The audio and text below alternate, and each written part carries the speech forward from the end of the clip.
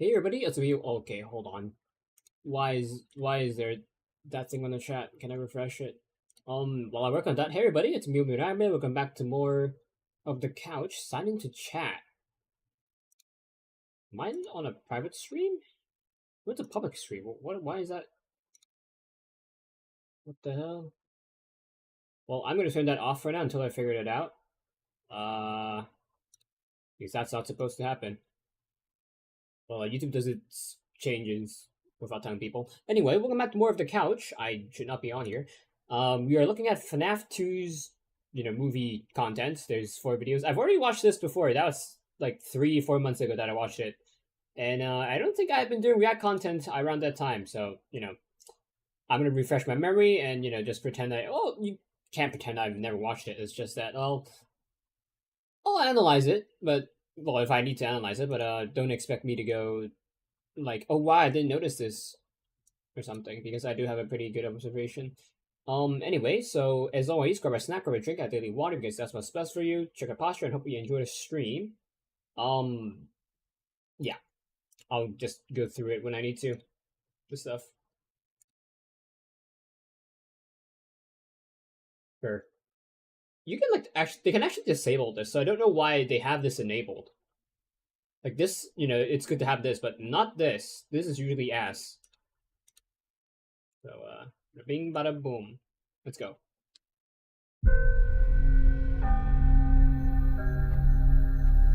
Freddy Fazbear's Pizza.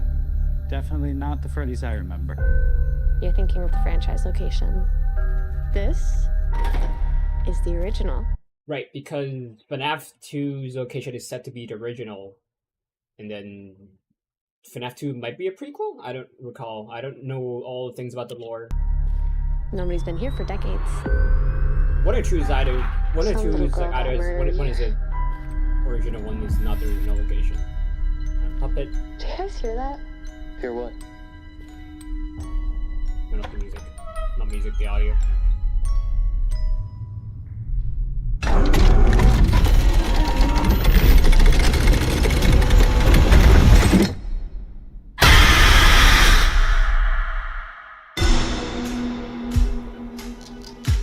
So this is what it's like? Being normal? I think we've come pretty far, considering what we've been through. How's Abby? Some days she's good. Some days she misses her friends. I wonder The if that, story like, that you're gonna transparent fix Chica's those gonna be, like, animatronics? the It's only also giving her that. false hope. Can any of you hear me? What is it even supposed to be for? Abby. If you press the buttons up Abby. top and then it just plays No. sounds of animatronics. I will show you the way.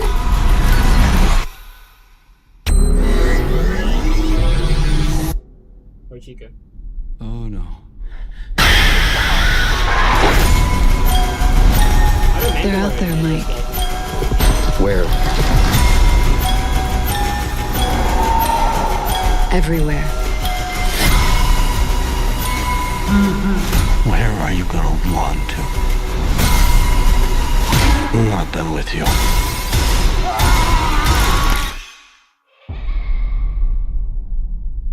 Loon Boy's back. There's no way that'll work. I wonder what the canonical reason for him putting down the mask. Because like it's supposed to be like toxicity in like the removed game files, and then I think the like actual lore reason, like the movie reason, is either it's doesn't smell good, like it's stinky, like it's moldy, whatever, or that it's just heavy to hold up. So you wanna tell me about your bad dreams? Right, bad dreams. You do get flashbacks of like Springtrap, or like not like really Springtrap, more like just Golden Bonnie, but like kind of decaying. It's 50-50. It's either just dreams that we can see her having, because ideally you want to show and not tell the audience.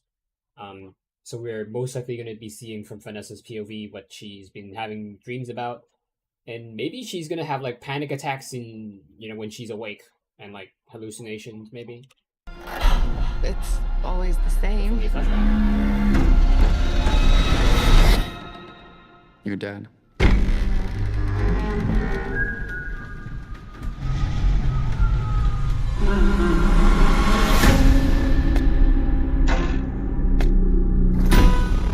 We're never gonna be able to move forward until you deal with some of the mess you left in your head. My father was a monster. You know that. Why is she putting stuff like that? Everyone called it an accident, but it wasn't until years later when those 5 children went missing that I knew Talk she about was the murdered MCI. by him. Are you ever gonna go back to Freddy's, I mean? I think my sister is here. What if her sister's gonna like break her like earlier? Where are you gonna run to?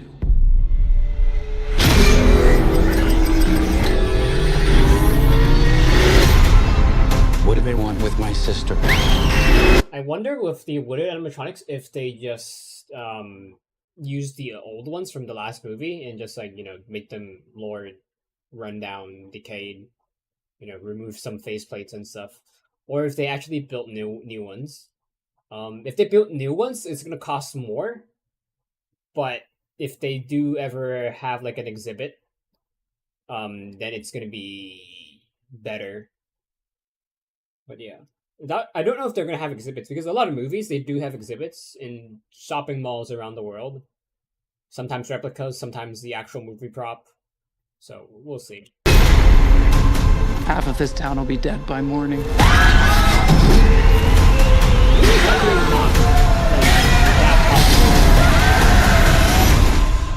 I have to go like pretty far to watch it. Not like very far, but like.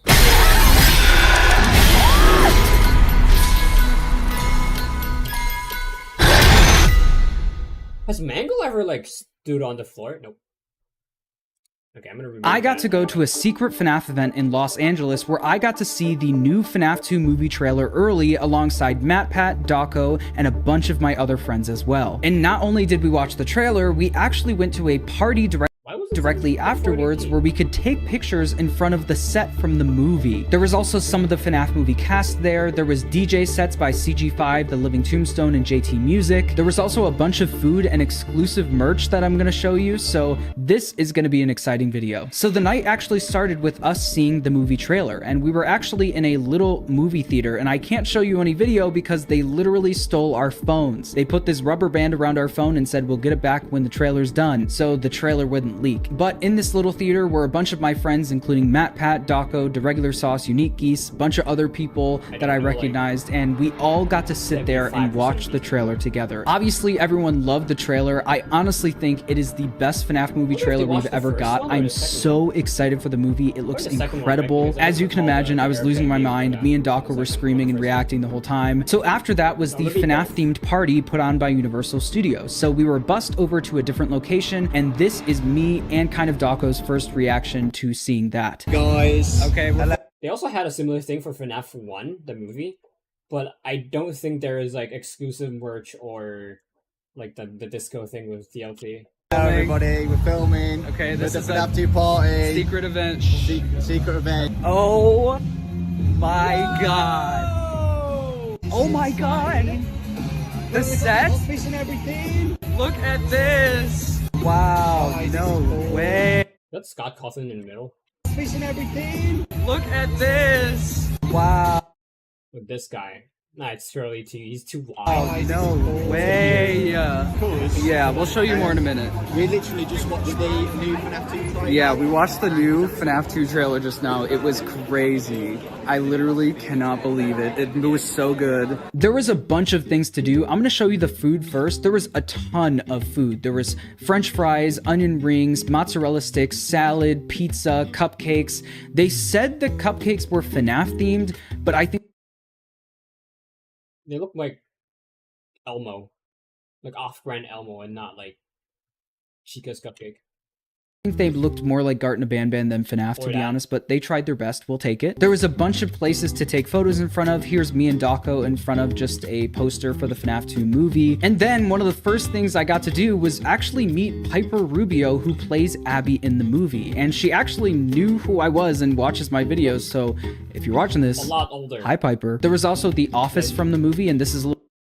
Yeah, she looks like her height is like doubled, or maybe they filmed it like a year earlier. And then he just had a growth spurt between that. I should also what was I gonna say? I forgot. Yeah, the movie's actually out now. Depending on where you are, it might not be, but like for most of the world, it's videos. So if you're watching this, hi, Piper. There was also The Office from the movie, and this is a little video of Piper and Dako in front of that set right there. And here's a picture of me and Piper at the event. And then, like I said, there was a DJ booth, but before the DJs got started, MatPat had an announcement to make. Game 1. Hands up if you've been here since game 1. Why is this thing that the franchise has gotten to the size that it is, right? That we live in a day and age where, like, people grow up not knowing who Mickey Mouse is, but are absolutely standing Freddy and Chica and Mom. Don't tell me Gen Alpha don't know who Mickey Mouse is. Oh my freaking god. Like, there's also stuff that's from, like, previous generations that I don't know. But, like, Mickey Mouse? Really? Mickey Mouse is... Come on! Oh, I muted it. Standing Freddy and Chica and Bonnie, right? That is you! And that's because of you guys, right here, right now, tonight. But before we hand it off to CG5, the real music man, I think we have one other special guest that this night would be complete without. Bring in our special guest. Is that a star or like an animatronic? Drum roll. Is it animatronic? Toy Bonnie! Oh my god! No way! Andre, we got a thumbs up. Yeah, oh, there, yeah! Give it up for Toy Bonnie! I wonder if they're gonna keep using animatronics or if it's probably Toy Bonnie, you have anything to say? I love you, Toy Bonnie! Awesome. And with that, I think we hand it off. MatPat got to announce Toy Bonnie's entrance, and Toy Bonnie looked amazing. This was all a dream come true. I will not get over it. I also got this cute little video of MatPat and Toy Bonnie hugging each other. Toy Bonnie and MatPat. And then they opened up a different part of the event where you could take even more pictures in front of even more stuff from the movie. But the way he announced it made me freak out for a second. All right, look at my hand. You see the direction it's going? We are opening up the world right now. The doors are opening to a whole new sister location. What? And in that location, you'll be able to meet Freddy himself, take photos. So this is us walking to the sister location where there's two other areas where you could take photos, both of them obviously curtained off. And the first area actually had the sign from the movie that you could take pictures in front of. So this is me walking up to it. This is the sign. Guys, I love John so much. Yay. Say get. Wow. Sorry guys, sorry. And then this is the pictures that I got in front of it. And then we got to take a picture in front of Toy Freddy, the actual Toy Freddy from the movie. This is me walking up to that. John's going up to Toy Freddy. And then these are the pictures I got in front of Toy Freddy. I tried to look scared, but I kind of just embarrassed myself, but that's okay. Then here's a good piece of B-roll of the sign so you can see it in high quality. I made sure to film a lot of this in 4K so you could get a really good look of this stuff. So that first room had Toy Freddy in the sign, and then the second room had this stuff. This is crazy. So as you can see, we have Mangle's Pirates Cove, we have the carousel from the movie, which was crazy. Have I not looked at like a real video so long that I just can't get used to the motion blur? I've just been so used to like game footage and like just like rendered footage without motion blur. Holy frick. I don't know if these were in the first movie, because in the first movie they did have like a mini game area and also like a prize counter. So I don't know if these are like reused or, you know, new. to see. We have a little prize corner, and then we have a little table set up in the corner. It was honestly so cool. Here's Dawko recording me walking up to Mangle's Pirates Cove. Guys, John is going to Mangle's Pirate Cove. Hi Hunter, not sure if you're still here. How cool is that, guys? And then this is the picture I got in front of it. I look a little bit awkward. And then I noticed Unmangled Mangle for the first time ever. I cannot believe I saw it for the first time ever as a real poster from the movie set, but here it is. Guys. It's Unmangled Mangle. I guess it's like what's there's another like toy foxy lookalike in UCN. Was it UC? I think it's UCN. Looks like that, but like red and pink instead of purple and orange. Foxy for the first time, Unmangled Mangle.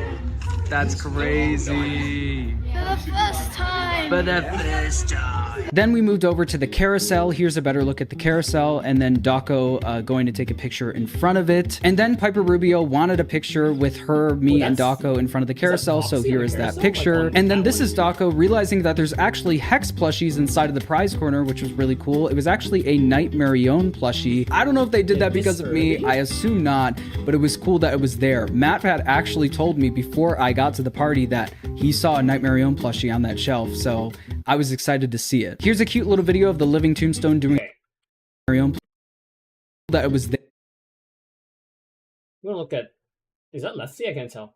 Balloon Boy. I wonder if some of these are probably actual merch, but I wonder. I don't think this is canon. They probably just put it here because of John. John has like an obsession with these. Because if it's canon, like in the movie, then that's gonna complicate things. There, Matt had actually told me before I got to the party that he saw a Night Marion plushie on that shelf, so I was excited to see it. Here's a cute little video of the Living Tombstone doing their DJ set. I can't play the audio because it's copyrighted. Here's a video I took of Dawko dancing, and he said if I included it, he would kill me. Send help. There was also another little area in the corner where you could take a photo op with a smaller version of the sign and a bunch of the tables, and I knew everyone would want it, so here are some high quality pictures of the posters that I saw on the walls. My gift from me to you. Here's a high quality picture of the sign. And then now we get into the exclusive merch that we got. We obviously got this little tote bag, and they had a little table where you could pick stuff out. We were a little late to the merch booth, so most of the stuff was gone, but we still got some good stuff. One of the other things you could do there was actually make your own FNAF 2 trading card. Here is me and Dawko on a FNAF 2 themed card, and then on the back there's a QR code. I don't know if I can show that. Here is the logo for the movie, and Dawko and I both signed it. This is unbelievable. I cannot believe this is real. It's a real Dawko and John FNAF trading card. One of one. Actually, there's two because Dawko has one, but this was such a cool part of the event that they were able to do this. So there were two other things that they were handing out. I got this little Freddy plushie, and then I got this exclusive t-shirt. I don't know if they're selling this anywhere, but this is a t-shirt from the event. I'll show you the back. It just has the FNAF 2 logo on it. This is an exclusive shirt from the event. It is awesome. One of the other people I got to meet was also McKenna Grace, who plays one of the ghost hunters in the movie. She was super nice. It was also really cool getting to catch up with Matt Pat. I have pictures and videos with him, but they're on his phone, so if he wants to share them, he can. But yeah, I'm sorry I didn't video much more than that. I tried to live in the moment. It felt like I was living in a dream. I still can't believe that happened. It was literally a dream come true. So thank you so much to Universal for putting that party on. If you like this little vlog, please make sure to subscribe, and I'll see you in the next video. Bye-bye. We finally have some answers. The last Five Nights at Freddy's 2 trailer just dropped ahead of the movie's release in December, and let me tell you, this one actually gives us some closure on questions the fan base has had for years. Hello Internet, welcome to Film Theory, the show that's creeping through an abandoned pizzeria in the dead of night. I really hope I don't get jump scared by the subscribe button. Ah, jeez, come on, man. I punched you right in the face. So at this point, you know what Five Nights at Freddy's is. We're almost in the double digits of videos about it here on Film Theory, let alone the dozens and dozens over at our sister location game theory. The first movie was a huge hit, and the sequel, coming this December, looks like it's continuing the trend and adapting some of the best parts of the Five Nights franchise while also bringing in a lot of new ideas for the series. Honestly, I'm kind of excited about that. Like, if you're going to be making an adaptation of something in a different medium, use the unique ways of storytelling in that medium to add ideas while keeping to the spirit of that original IP. Anyway, because the new movie is coming out really soon, December 5th, one final trailer released 1 month ahead of that, in the middle of a Wednesday while I was working on something else. The script for the 10th anniversary video on Film Theory, actually. Man, FNAF is making me delay that until January, just...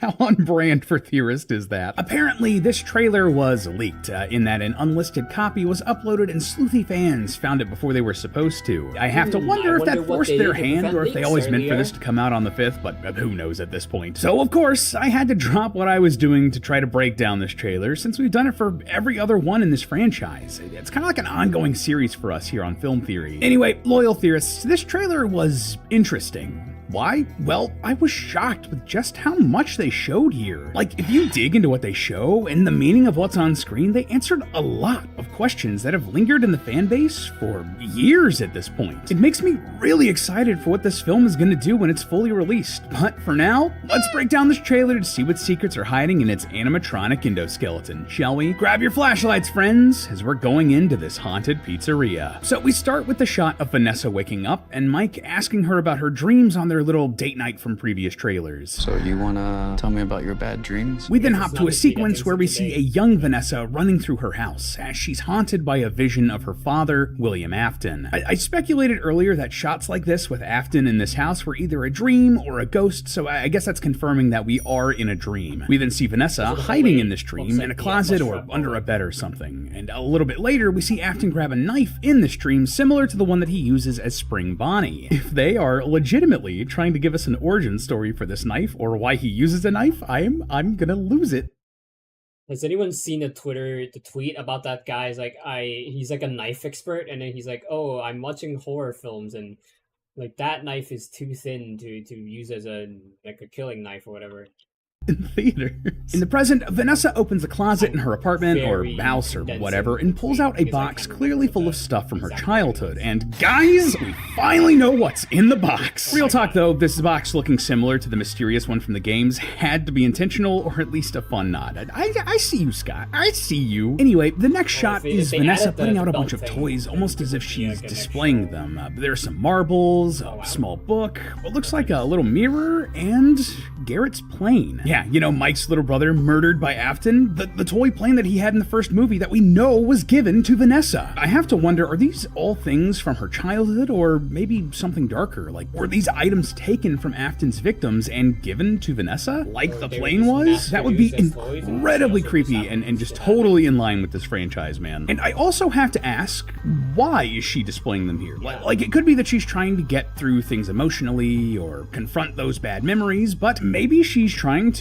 summon a spirit, like the spirits of these kids, or maybe of her father. I don't know if that makes a lot of sense or if it would work with the story, but it did come to me and I wanted to share that idea. Over all of this, we hear Mike say, "We're never going to be able to move forward until you deal with some of the mess you left in your head." This is interesting because it sounds a lot like what Vanessa was dealing with in Help Wanted and that whole era, where Glitch Trap was a sort of AI infecting her brain and all of that jazz. But instead of using the weird new era stuff with AI and making it all confusing, we're just using a lot of the paranormal reasoning from the earlier, simpler, and frankly more popular parts of the franchise as a jumping off point. Again, this is just another example of taking stuff that worked from every era of the Freddy's IP and smushing it into these movies. Next up, we cut to a scene of Mike talking to a man, looking over various pictures and newspaper clippings regarding Afton, a little girl, the pizzeria, and the murders. And let me tell you, when I saw this scene, I got super excited because clearly this guy is supposed to be Henry Emily, Afton's business partner from the game franchise and father of Charlie Emily, the girl that possesses the puppet in the games who we believe will do the same here in the movies. There are plenty of reasons that this guy is Henry. Like, first off, he has a picture of a girl we've identified as Charlie in his notes, and it looks like the sort of school photo or professional portrait that you'd only really expect a parent to have of their child.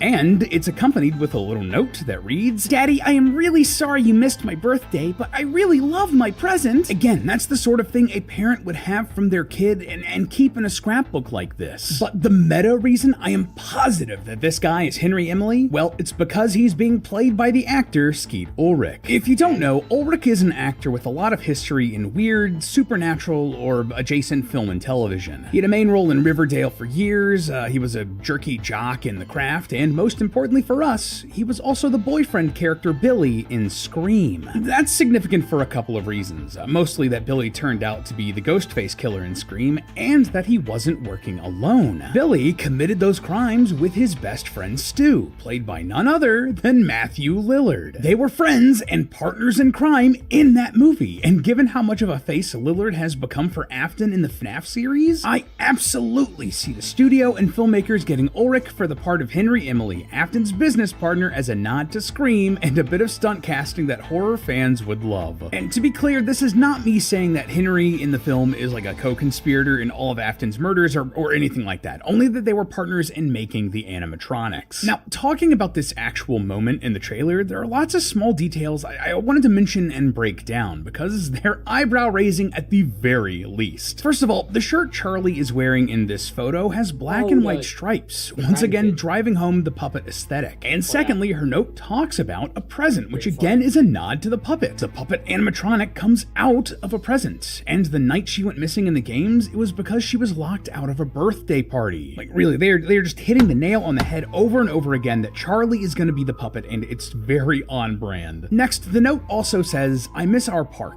before getting cut off because it's folded over. This is a bit weird. At first I thought it might be referencing FNAF 1, where Garrett went missing in that movie. Like maybe it was a pattern for Afton that he took kids in parks, but that falls apart for a couple of reasons I'll get to shortly. So perhaps this park is a reference to the theme park of the Fall Fest that we see later in the trailer. It's just a thought. Anyway, we also get a little news article here about William Afton's early ambitions. This is more or less a puff piece, but it does talk about how Afton was a genius with animatronics and continued experimenting with new ways of making them. This is definitely pointing towards his work with Remnant and trapping souls in the animatronics. It's also strange that Henry is not as big of a focus here because we thought Afton was the business guy in their partnership and Henry was more the animatronic guy. But this is letting us know that, sure, maybe Henry knew his way around animatronics, but Afton was also an animatronic guy. But okay, all of that is neat or whatever, but the big thing we learn here, and the thing that made me and Tom light up like animatronic Christmas trees, this line right here. It wasn't until years later when those 5 children went missing that I knew she was murdered. So this might just seem like a normal trailer line, but this is actually huge. Why? Well, it confirms that Charlie died first before the other murdered kids. This was something we were pretty sure about for a while thanks to the books. Charlie died in 1983, and thanks to the Silver Eyes trilogy and Into the Pit, we knew that the other kids died in 1985. But then Help Wanted 2 came out and threw all of that into question. In that game, there are a set of gravestones you need to interact with for one of the endings, and if you light the graves in a certain order, you get a collectible. And to do that, the puppet's grave was the one you lit last, implying that she died last, and throwing everything we knew into question. So this right here is absolutely an example of Scott using these movies to set the record straight, and man, I'm so here for it. After all of us here at Theorist and in the FNAF theorizing community struggled for so long to get straight answers, it's so satisfying to finally have some. Next, we then cut to Charlie, tears running down her face, screaming as she holds a boy in her arms. We're definitely in the pizzeria back when it was at its peak here, given that we see a birthday party sort of situation going on. This whole sequence seems to be a continuation of another shot from an earlier trailer where we see this same boy in the pizzeria as Afton in the Spring Bonnie outfit peeks through a door to look at him. So a couple of thoughts here, did Charlie just witness this kid almost get murdered and that's why she's crying? Or maybe, giant swing here, but are they both already dead? Yeah, probably not. Everyone is looking at her when she screams, but it would be a cool Sixth Sense type of reveal if when she puts the kid down we see a stab wound or something. But more importantly than that, I'm pretty sure that this is right before Charlie is killed.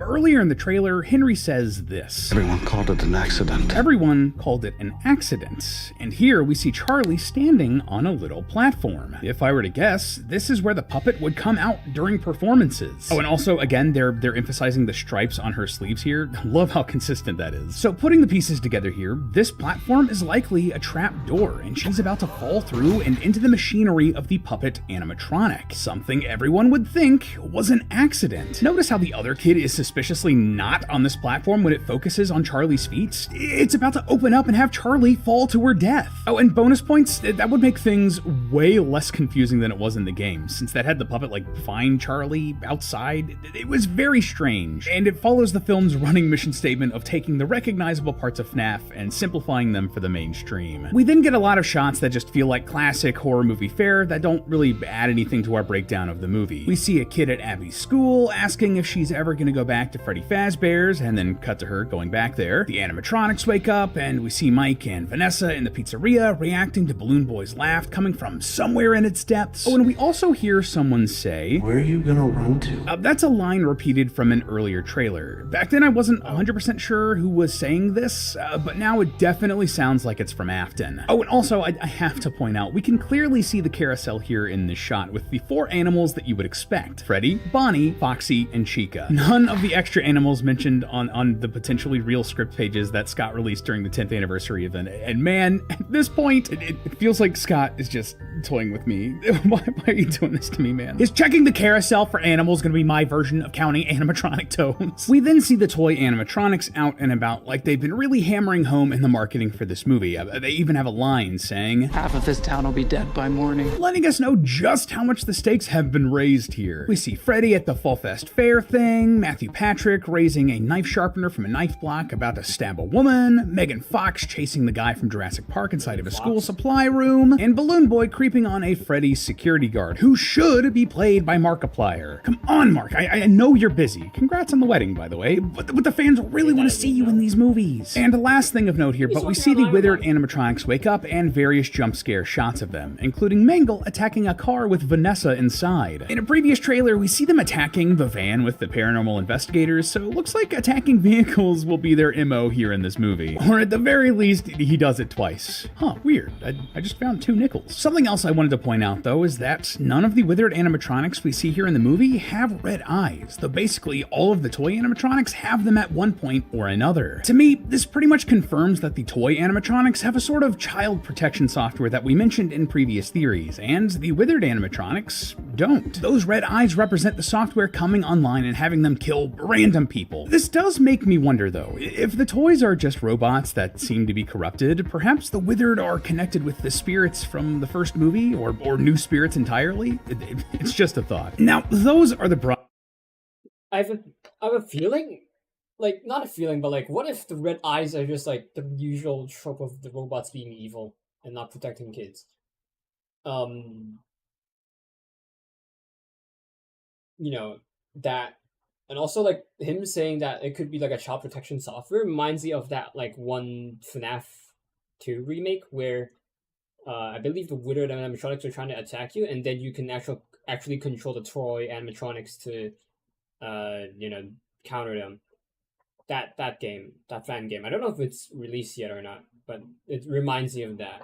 With the software. Broad strokes of the trailer, and most of our learnings from it. But of course, it's a FNAF trailer, and there's deeper meanings to be found here. And probably the most important thing that I picked up from this trailer was that it really seems like this movie is going to be answering a lot of questions that the series has asked for a long time. When young Vanessa is having this scary dream about her dad in the trailer, we see a bunch of images of a workshop. There's a bunch of animatronic equipment, as well as like medical tools you might find in a doctor's office or hospital or whatever. Now, there's a lot of dust on this medical equipment, so if you ask me, this actually isn't connected to the dream at all. This is something I think the characters are going to find in the present day, and it just like matched the tone for the rest of the trailer, so, you know, they pulled trailer trickery and shoved that together. But that's neither here nor there. No, the big thing I wanted to focus on here was this. We see designs for a Freddy Fazbear animatronic on some old paper. Of course, you know us. When something like this pops up on screen, I absolutely had to pore over it to see if there was any new information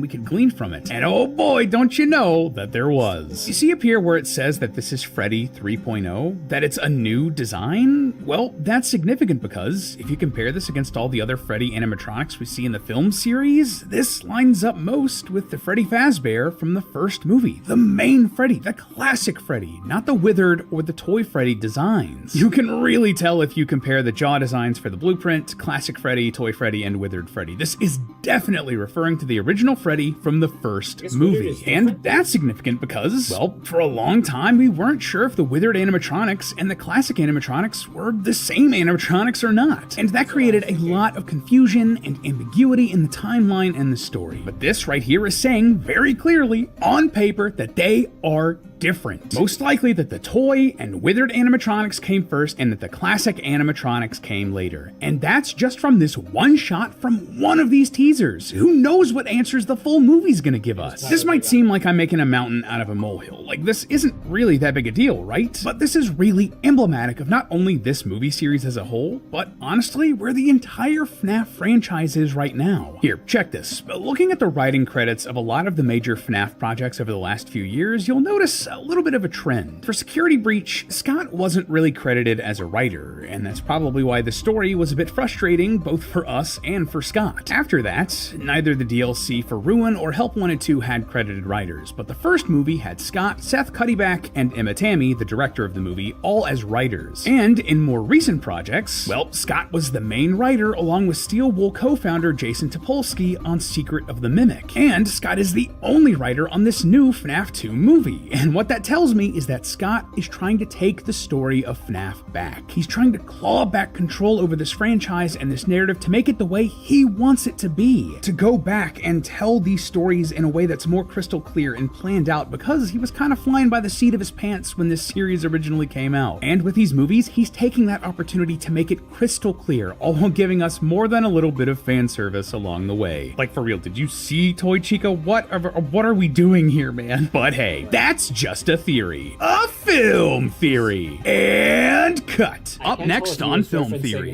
the new trailer for Five Nights at Chica in the weird way. I don't know if when I'm gonna watch it. Probably like at least 4 days later. I'll mention it on a stream if I do launch it. So yeah. I guess I should also. What is this? Oh, how did I not know this was a thing? That would have made taking screenshots so much easier. Anyway, yeah. I don't know when I'm gonna react to this. Any thoughts? I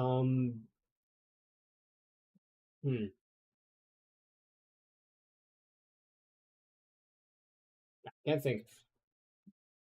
This is the FNAF 1 movie for me was it's fun and interesting that I can see like a real life-size animatronics. Like in the movie, of course, not like in person. But like I was kind of disappointed about the story being a jumbled mess. Like it's probably the best method to approach this for like your average movie viewer, but not for diehard fans. Not exactly diehard, but you get the point. Like longtime fans would probably be the better term. Yeah, I guess the movie does clear up some things, but what if the movies are just like a parallel universe, kind of like the books are, and not like how the actual story is? Like you can make similarities into like you can reference similarities and say, look, oh hey, this could be used to prove a certain thing, but what if it's just like a what ifs kind of scenario? So, we'll see what happens. Scott will probably call it out if it's like completely wrong or like actually correct. We'll see. Anyway, don't know when the next stream is gonna be, but these are gonna be on the couch soon. Yeah, also I should mention that I now have like a light above my camera, so my motion capture is gonna be slightly better. Keyword slightly, because I do look weird sometimes. Hopefully I will stop like jittering when I'm not when I don't have my face covered, because if I have my face covered, it's gonna jitter sometimes, like that, yeah, because I notice it a lot during the Siege stream, so that's why I want to try to deal with it. I'm also gonna get my glasses fixed soon. I just did some stuff to my desk to help with this light, so we'll see. I'm always busy. Anyway, yeah. As always, until next time, be good, be well, be happy, be healthy, be safe, be nice. Yep. Also, Starboy gave out 1,000 jades because the version's getting delayed or something. Yep. Bye bye.